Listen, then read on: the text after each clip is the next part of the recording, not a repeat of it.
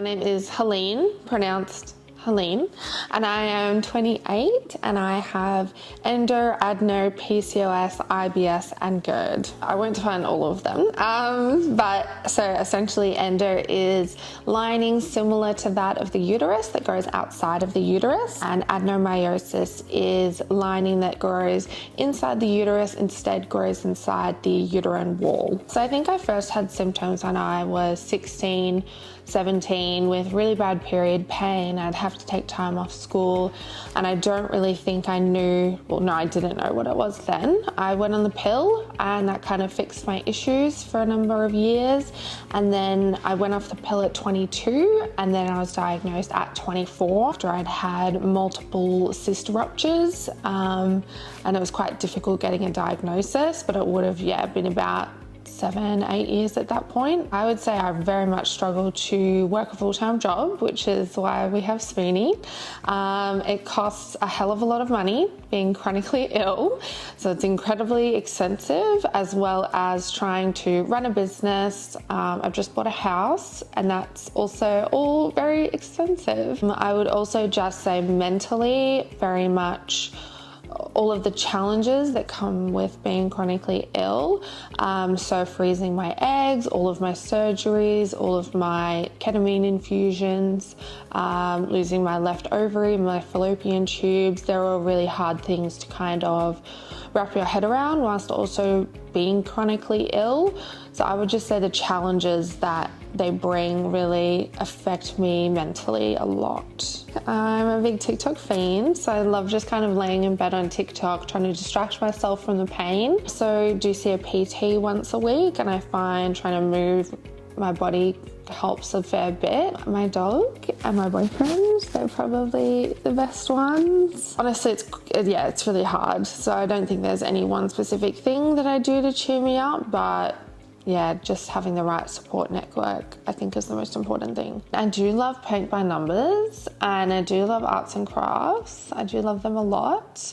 When I had more time, I used to sew my own clothes as well. I don't really have the energy or the motivation anymore, but I used to. I may not do things that are super productive for my day or for work, but I think doing those little things, just like the arts and crafts things, help me more mentally to recharge my spoon. That if you think something is wrong, to follow that gut intuition, because there's been quite a few times where I've been told by doctors, nothing's wrong, or no, you don't have this.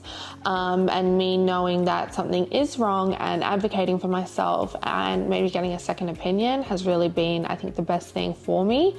And just following that gut intuition. I do. I would say the neck is 1000% my favorite. Bit controversial with the wraparound, but the neck is my favorite one.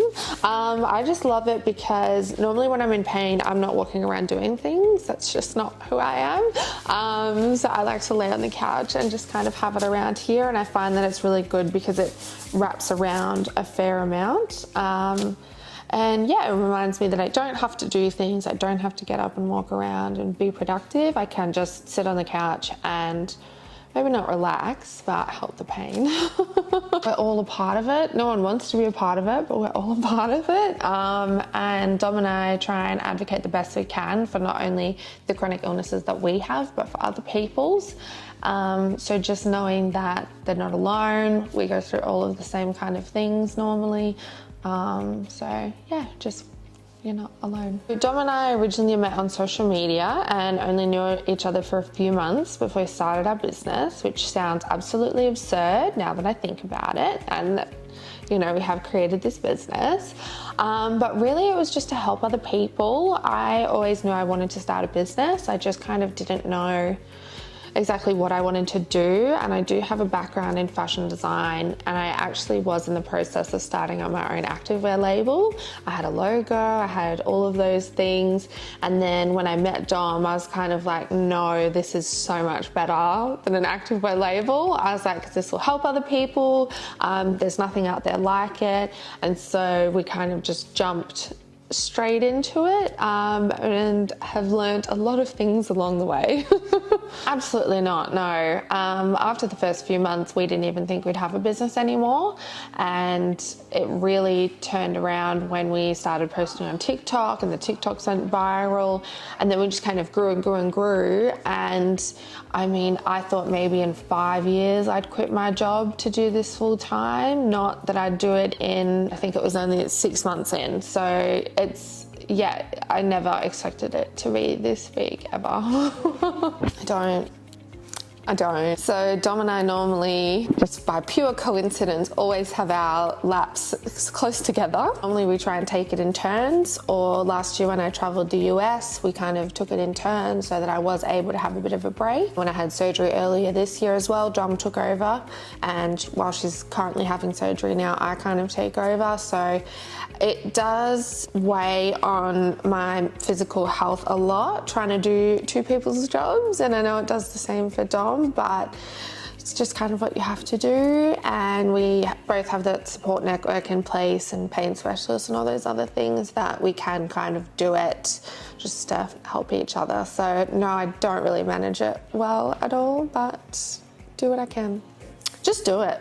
And that goes for anybody that wants to start a business. The longer you think about it and, you know, want to make it perfect before you launch, I understand that, but it's better to just do it, launch it, get it out of the way, because I always wish that I started this earlier, but I also didn't know Dom earlier, so I couldn't have. But yeah, just do it.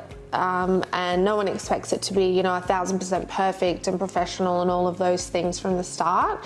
And yeah, so just